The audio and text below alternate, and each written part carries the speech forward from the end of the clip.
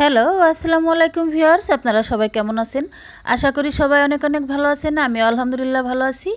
আপনাদের আজকে দেখাতে যাচ্ছি ক্ষেতের টাটকা সবজি দিয়ে আর কুমড়োর ডগা দিয়ে কাতলা মাছের ঝোল।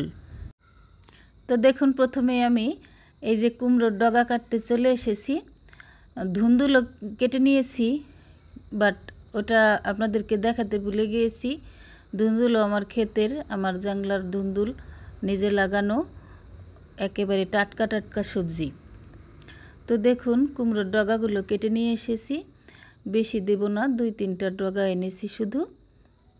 এখন আমি এগুলোকে কুটি ধুয়ে পরিষ্কার করে নেব। মানুষকে বানানো হয়েছিল মানুষকে ভালোবাসার জন্য, আর টাকাকে বানানো হয়েছিল ব্যবহার করার জন্য। অথচ মানুষ টাকাকে ভালোবাসে আর মানুষকে ব্যবহার করে, এটাই বাস্তব। কোনো কোনো সময় মনে হয় যে ভিডিও করা বাদ দিয়ে দেই, কারণ এই ভিডিও করতে গিয়ে আত্মীয় স্বজন, পাড়া প্রতিবেশী, আসলে পাড়া প্রতিবেশী আমার কোনো একটা ফ্যাক্ট না, ওটা আমি কিছু মনে করি না, তারা যে যাই বলে বলুক।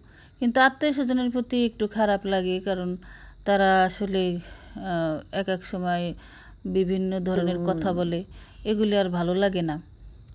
এখন দেখলাম যে যদি এগুলো ভিডিও করা বাদ দিয়ে দিই, তাহলে তো যারা আমার এগুলো পছন্দ করে নানান ধরনের কথা বলে, তাদের উদ্দেশ্যই সফল হয়ে গেল। তাহলে তো আমি সফল হতে পারলাম না, আমি তো ব্যর্থতা স্বীকার করে নিতে হবে। তো সেই কথা ভেবে আবার এক এক সময় মনে হয় যে না, যত কষ্টই হোক এই প্ল্যাটফর্মে কাজটা আমি চালিয়ে যাব, আর সফল হয়ে এদেরকে উচিত জবাব দিয়ে দেব এক সময় করে। আসলে সেই খারাপ লাগে এই কারণে যে ওই যে কী যেন একটা কথায় আছে না, যে আমিও ফকির হইলাম দেশেও আকাল পড়ল, সেরকম কায়দা বায়দা। আগে কিন্তু এই যে কন্টেন্ট ক্রিয়েটর তো ছিল না, এখন কিন্তু ঘরে ঘরে হয়ে গেছে, এখন প্রতিযোগিতা বেশি। সেই কারণে আসলে যারা তাড়াতাড়ি সফলতা পেয়েছে, তারা কিন্তু দেখা গেছে ওই যে করোনার সময় যে মানুষ গৃহবন্দী হয়েছিল, তখন তখন কিন্তু মানুষ এগুলো করে বেশি একটা আরাম পেয়েছে।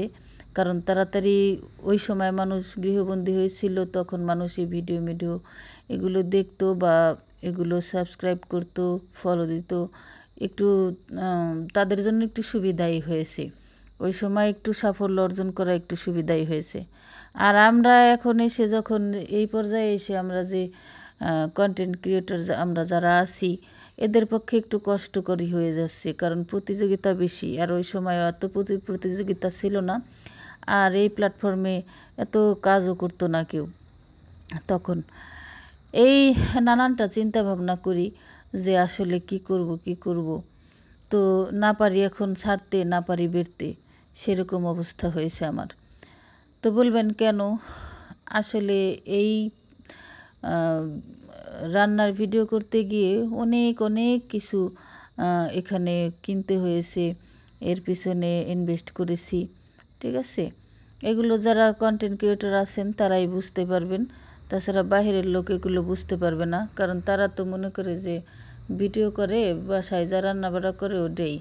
আসলে এমন শুধু বাসায় রান্না করি সেগুলোই কিন্তু আমরা ভিডিও করি না, এমন এক্সট্রা কিছু জিনিস আছে, রেসিপি আছে, সেগুলো দরকার না, তারপরও করতে হয় অডিয়েন্সদের জন্য।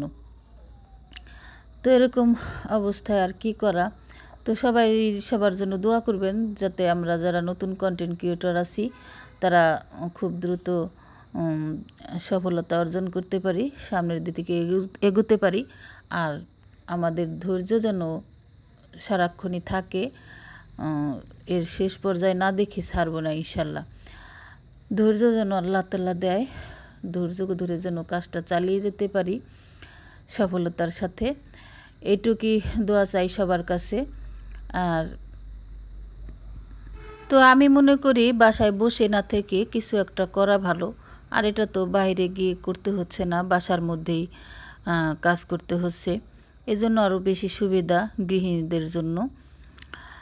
আর বাইরেও আমার কাজ করার ইচ্ছা আছে, আসলে আমার অনেক কিছু ইচ্ছা আছে, শুধুমাত্র পারি না। আমার একটা হাফ প্যান্ট আছে, থুকু, ওই হাজব্যান্ডের জন্যই পারি না অনেক কিছু করতে, ইচ্ছা থাকা সত্ত্বেও। কারণ কি সব কিছুতেই ওনার বাধা, ওনার কোনো কিছুতেই ভালো লাগে না। তো এই বাধা পেরিয়ে তো আর করা যায় না, স্বামীর সংসার করতে হলে তো তার কথার বাইরে যাওয়া যায় না। তো বাসার মধ্যে এই কাজটা করতেছি বিধায় সে কিছু বলতেছে না। যদি বাইরের কোনো কাজ হইতো তাহলে তো সাথের সাথ মানা করে দিত। তাও আমি প্রায় 5-6 মাস তাকে না জানিয়ে এই ভিডিও করেছি। পরে দেখেছে অবশ্য, দেখে কিছু বলে নাই, এই আর কি। তো যদি বাইরের কোনো কাজ হতো তাহলে অবশ্যই নিষেধ করতো। আমার অনেক কিছু ইচ্ছা করে জানেন না, আমার মনে হয় আমি একটা রেস্টুরেন্ট দিই, হ্যাঁ, বাইরে একটা খাবারের দোকান দিই। আমার কাছে খুব ভালো লাগে আসলে কাজ করতে, আমার কেন জানি খুবই ভালো লাগে। যদি আমার শুধু শরীরটা সুস্থ থাকে তাহলে আমার কাজ করার কোনো অলসতা নেই, আমার কাছে খুব ভালো লাগে। আমার কথা হলো পুরুষ মানুষ এইটা কেন বোঝে না যে আমাদের সাথে সাথে যদি মহিলারাও হাতে হাত লাগিয়ে কাঁধে কাঁধ মিলিয়ে কাজ করে তাহলে তো আমাদেরই উপকার, আমাদেরই ভালো।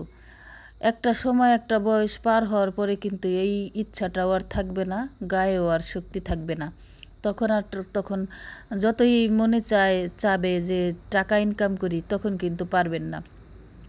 তাহলে এই সময় থাকতে সময়টাকে মানুষ কেন কাজে লাগাতে চায় না, এইটাই আমি বুঝি না। মানুষ বলে ভাতে মারা যায়, ভাতে আজকাল মানুষ মরে। মানুষ কাজের কোনো অভাব নেই, কাজ আপনি কোনোটাকেই ছোট মনে করবেন না। কাজ যেটা করবেন সেটাই বড়। আমার কিন্তু কোনো কাজেই আমার নাই, কোনো নাই যে বলবো অবহেলা করব যে এই কাজটা ছোট বড়, এরকম না। আমার কাছে কাজ বলতেই ভালো। কারণ কি, আমি না খেয়ে থাকলে কিন্তু কেউ আমাকে 1 কেজি চাল দিয়ে সাহায্য করবে না। আর যদিও কেউ করে আপনাকে কিন্তু প্রতিনিয়ত কেউ সাহায্য করবে না। ওই যে একটা কথা আছে না, নিত্যি মরারে কেউ মাটি দেয় না, এটা কিন্তু সত্যি কথাই। তাহলে আজ দেবে কাল দেবে, পশু কিন্তু আপনাকে দেখলে মুখ ঘুরিয়ে চলে যাবে, ভয় পাবে যে এখন বোধহয় কিছু চাবে। এই কারণে নিজে সাশ্রয়ী হওয়া, নিজের পায়ে নিজে দাঁড়ানো, নিজে স্বাবলম্বী হওয়া একান্ত প্রয়োজন।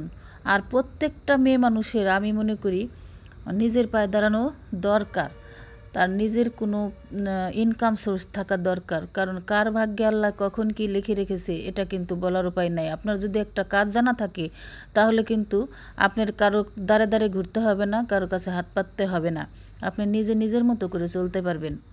তো বন্ধুরা, আজ তাহলে এই পর্যন্তই। ভিডিওটি আপনাদের কাছে কেমন লেগেছে অবশ্যই কমেন্ট করে জানাবেন। আপনাদের কমেন্ট পড়তে আমার খুবই ভালো লাগে। আমি চেষ্টা করব আপনাদের প্রত্যেকটি কমেন্টে রিপ্লাই দেওয়ার জন্য। শেষমেশে আমি ধনেপাতা কুচি দিয়ে দিছি। আজ তাহলে পর্যন্তই। আল্লাহ হাফিজ।